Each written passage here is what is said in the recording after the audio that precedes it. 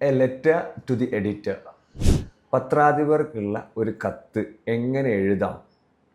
+1 +2 ഇംഗ്ലീഷിലെ ഒരു sure question ആണ് നമ്മൾ ഈ വീഡിയോയിൽ ഡിസ്കസ് ചെയ്യാൻ പോകുന്നത്. അപ്പോൾ ആ ലെറ്റർ എങ്ങനെ എഴുതാം, അതിൻ്റെ ഫോർമാറ്റ് എങ്ങനെയാണ്, എന്തൊക്കെ നമ്മൾ അതിൽ ശ്രദ്ധിക്കണം എന്നുള്ളതാണ് നമ്മൾ മെയിനായിട്ട് ഈ വീഡിയോയിൽ ഫോക്കസ് ചെയ്യാൻ പോകുന്നത്. ഓക്കെ, അപ്പോൾ എന്തായാലും ആരിൽ നിന്നാണ് ലെറ്റർ, അതായത് നമുക്കുള്ള കത്ത് വന്നിരിക്കുന്നത് എന്നാണ് ഫസ്റ്റ് നമ്മൾ എഴുതേണ്ടത്. അതായത് ഫ്രം അഡ്രസ്സ് വെച്ചിട്ട് വേണം ഒരു ഫോർമൽ ലെറ്റർ എഴുതാനായിട്ട്. ഓക്കെ, അതായത് ഫ്രം അഡ്രസ്സ് എഴുതുക, ആരിൽ നിന്നാണോ പേര്, അഡ്രസ്സ്, കാര്യങ്ങളൊക്കെ മാർജിൻ ലൈനിൽ തന്നെ എഴുതിയിട്ട് എന്ത് ചെയ്യുക, പ്രസൻറ്റ് ചെയ്യുക. ഓക്കെ, അത് കഴിഞ്ഞിട്ട് ഡേറ്റ് കൊടുക്കുക. അത് കഴിഞ്ഞ് ടു അഡ്രസ്സ് കൊടുക്കുക. ആരിലേക്കാണോ നമ്മൾ കത്ത് എഴുതുന്നത് അവരുടെ അഡ്രസ്സ്. അതിപ്പോൾ ഒരു എഡിറ്റർക്കുള്ള ലെറ്റർ ആകുമ്പോൾ എന്തായാലും to the editor, Indian Express or Hindu അങ്ങനെയുള്ളത് കൊടുക്കുക. എവിടെയാണോ സ്ഥലം ക്വസ്റ്റ്യനിൽ തന്നേക്കുന്നത് ആ സ്ഥലവും കൊടുക്കുക. ഓക്കെ, ഇനി അത് കഴിഞ്ഞിട്ട് നമുക്ക് എന്ത് കൊടുക്കണം? ഒരു സല്യൂട്ടേഷൻ കൊടുക്കണം. സർ ബാർ മാഡം, അതായത് നമുക്ക് ആരാണെന്ന് അറിയില്ല, എഡിറ്റർ ആണാണോ പെണ്ണാണോ എന്നറിയാത്തത് കൊണ്ട് രണ്ടാളെയും അഡ്രസ്സ് ചെയ്തുകൊണ്ടാണ് നമ്മൾ സല്യൂട്ടേഷൻ കൊടുക്കുന്നത്. നമ്മൾ സർ ബാർ മാഡം എന്നുള്ള സല്യൂട്ടേഷൻ കൊടുത്തതിന് ശേഷം നമ്മൾ എന്ത് ചെയ്യണം? നമ്മുടെ സബ്ജക്റ്റ് എന്നുള്ളൊരു നൊട്ടേഷൻ കൊടുക്കണം. അതെന്തിനാണെന്ന് വെച്ച് കഴിഞ്ഞാൽ എഡിറ്റേഴ്സൊക്കെ നല്ല തിരക്കുള്ള ആൾക്കാരായിരിക്കും. അപ്പോൾ അവർക്ക് നമ്മളെ ലെറ്റർ ഫുള്ള് വായിക്കാനൊന്നും ചിലപ്പോൾ സമയം കിട്ടിയില്ല വരും. അപ്പോൾ സബ്ജക്റ്റ് എന്നുള്ള ഇത് കൊടുത്തിട്ട് എന്ത് ചെയ്യുക? എക്സ്പ്രസിങ് മൈ കൺസേൺ ഓവർ ഇന്ന ഒരു സോഷ്യൽ ഇഷ്യൂ. ആ സോഷ്യൽ ഇഷ്യൂ എന്താണെന്ന് ക്വസ്റ്റ്യനിൽ ഉണ്ട് എന്നുണ്ടെങ്കിൽ അത് എഴുതാം, അല്ലെങ്കിൽ ഇങ്ങനെ തന്നെ എഴുതാം. Expressing my concern on A social issue എന്ന് പറഞ്ഞിട്ട് നിർത്താം. അത് കഴിഞ്ഞാൽ നമ്മൾ ലെറ്ററിൻ്റെ അകത്തോട്ട് വന്നു. ലെറ്ററിൻ്റെ അകത്തോട്ട് വരുന്ന സമയത്ത് കാര്യമായിട്ട് വരുന്നത്, നമ്മൾ സ്ഥിരമായിട്ട് ആ പേപ്പർ വായിക്കാറുണ്ട് എന്നുള്ളത് അവരെ അറിയിക്കണം. Okay, I am a regular reader of your daily. Your news have great values. I am writing this letter to draw your attention to an important matter. അതിൽ നമുക്ക് മാറ്റർ ഏതാണെന്ന് എഴുതാൻ പറ്റിയാൽ അത്രയും നല്ലത്.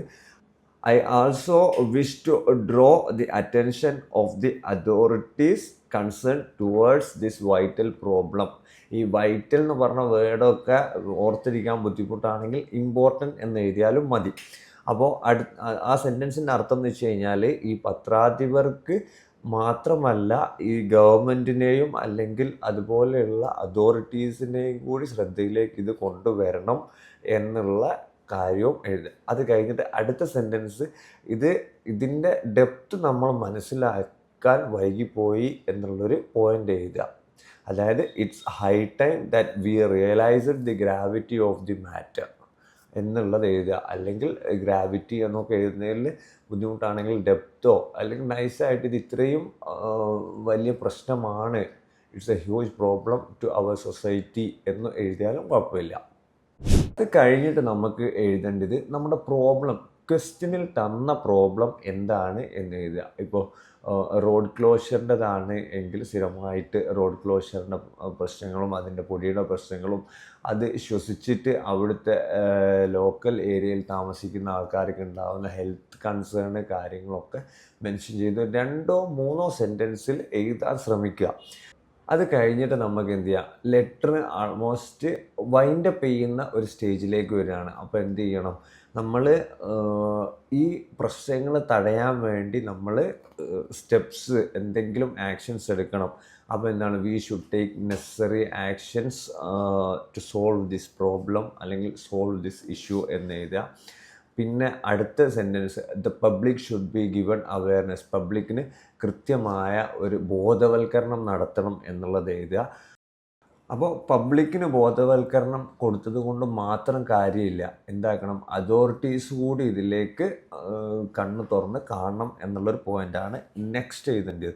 Okay, so the authorities also consider this matter seriously എന്നുള്ളൊരു point എഴുതുക. പിന്നെ അടുത്തത് എന്താണ്?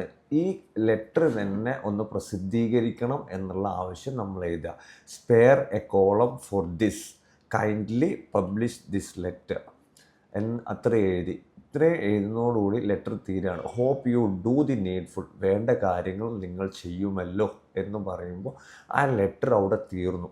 അത് കഴിഞ്ഞിട്ട് നമുക്ക് പിന്നെ കൊടുക്കാനുള്ളത് നമുക്ക് അവർ നന്ദി അറിയിക്കണം. Okay, thank you, yours truly. ആരാണോ കത്ത് എഴുതുന്നത് അവരുടെ സിഗ്നേച്ചർ, അത് കഴിഞ്ഞ് അവരുടെ പേര്. ഇത്രയും ആണ് ഒരു ഫോർമൽ ലെറ്ററിൻ്റെ, ലെറ്റർ ടു ദി എഡിറ്റർ എന്നുള്ളതിൻ്റെ ഫോർമാറ്റ് വരുന്നത്. ഈ കാര്യങ്ങൾ എഴുതി കഴിഞ്ഞാൽ ഏകദേശം 5 മാർക്കിൻ്റെ ഒരു ക്വസ്റ്റ്യനിൽ ഒരു 4 മാർക്ക് വരെ നിങ്ങൾക്ക് സിമ്പിളായിട്ട് നേടിയെടുക്കാൻ പറ്റും. നമ്മൾ എപ്പോഴും ലെറ്ററിൽ ശ്രദ്ധിക്കേണ്ട കാര്യം, നമ്മൾ യുവേഴ്സ് ട്രൂലി എന്ന് പറഞ്ഞിട്ടാണ് ലെറ്റർ തീർക്കുക. അതിൽ ഒരുവിധം എല്ലാ ആൻസർ ഷീറ്റുകളും നമ്മൾ കാണുന്നത് ട്രൂലിയുടെ സ്പെല്ലിങ് TRUELY ആയിട്ടാണ് എല്ലാവരും എഴുതാറ്. അപ്പോൾ ആ സ്പെല്ലിങ് തെറ്റാണ്. സ്പെല്ലിങ് വരുന്നത് TRULY എന്നുള്ളതാണ് കൃത്യമായ സ്പെല്ലിങ്. അത് എല്ലാവരും ഒന്ന് ശ്രദ്ധിക്കണം കേട്ടോ. ഈ വീഡിയോ നിങ്ങൾക്ക് ഉപകാരപ്പെട്ടില്ലേ? അതുപോലെ നിങ്ങളുടെ ഫ്രണ്ട്സിനും ഷെയർ ചെയ്ത് കൊടുക്കൂ, ലൈഫ് സെറ്റാക്കൂ.